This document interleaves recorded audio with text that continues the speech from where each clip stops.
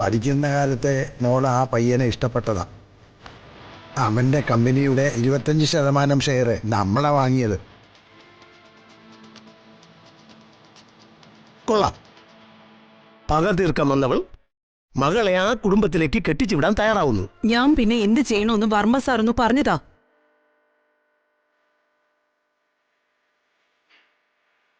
ഇവള് കൈത്തണ്ട മുറിച്ചത് കണ്ടിട്ടാ എന്റെ പക മനസ്സിലടക്കി വെച്ച് ഞാൻ ആ വീടിന്റെ പടി കയറിയത്. ഞാൻ എന്തിനാ തിരിച്ചു വന്നേന്ന് അവർക്ക് നന്നായിട്ട് അറിയാം. അവർ ഈ ആലോചന 2 കൈ നീട്ടി സ്വീകരിച്ചു. അടുത്ത മാസം നല്ലൊരു മുഹൂർത്തമുണ്ടെന്ന് വരെ അവരറിയിക്കുകയും ചെയ്തു. അതെ, ഞായറാഴ്ച വർമ്മ സാറിനെ വന്നു കണ്ട് കാര്യങ്ങൾ പറയാൻ ഞാൻ ഫ്ലൈറ്റ് ടിക്കറ്റ് വരെ ബുക്ക് ചെയ്തു. എന്ത് തീരുമാനവും വർമ്മ സാറിന് എടുക്കാം. ഇനി എനിക്കിത് ഒറ്റയ്ക്ക് താങ്ങാൻ വയ്യ.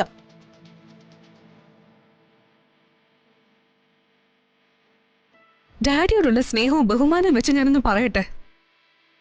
സഞ്ജു എന്നെ വിവാഹം കഴിക്കാൻ തയ്യാറായില്ലെങ്കിൽ പോലും ആദ്യം നല്ല ആരുമായി ഞാൻ വിവാഹത്തിന് തയ്യാറാവില്ല.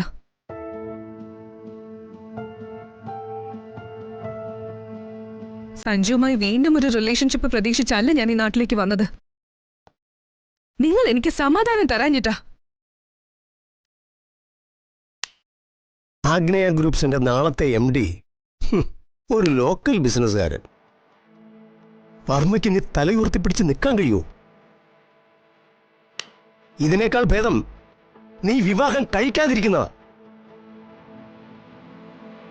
എന്റെ മോൾ ഇത്രയും തരം താഴ്ന്നു പോകുമെന്ന് ഞാൻ കരുതിയില്ല. വർമ്മ സാർ, സാർ ഇതൊന്ന് നോക്കണം. ഇതാണ് സഞ്ജന കണ്ടുപിടിച്ച പയ്യൻ. ഇതാരാണെന്ന് കൂടി വർമ്മ സാർ അറിയണം.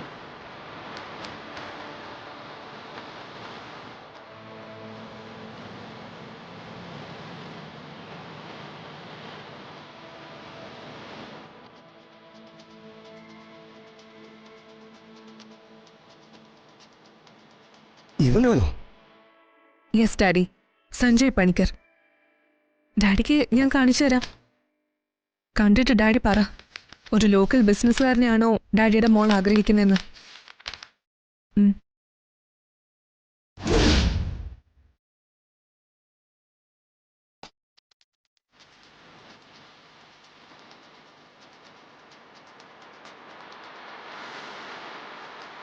കഴിഞ്ഞ വർഷത്തെ ഏറ്റവും മികച്ച യുവ ബിസിനസ്സുകാരനുള്ള അവാർഡ് അവനായിരുന്നു.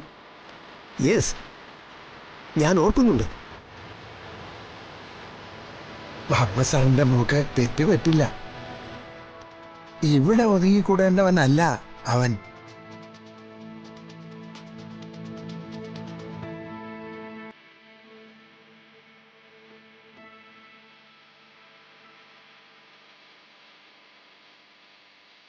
ഈ ഒരു കാര്യത്തിൽ മാത്രമേ ഡാഡിക്ക് വാശി ഉണ്ടായിരുന്നുള്ളൂ. ഡാഡി ഇപ്പൊ ഹാപ്പിയാണ് മോളെ. എന്റെ മോളുടെ ആഗ്രഹം പോലെ നടക്കട്ടെ. Thank you daddy.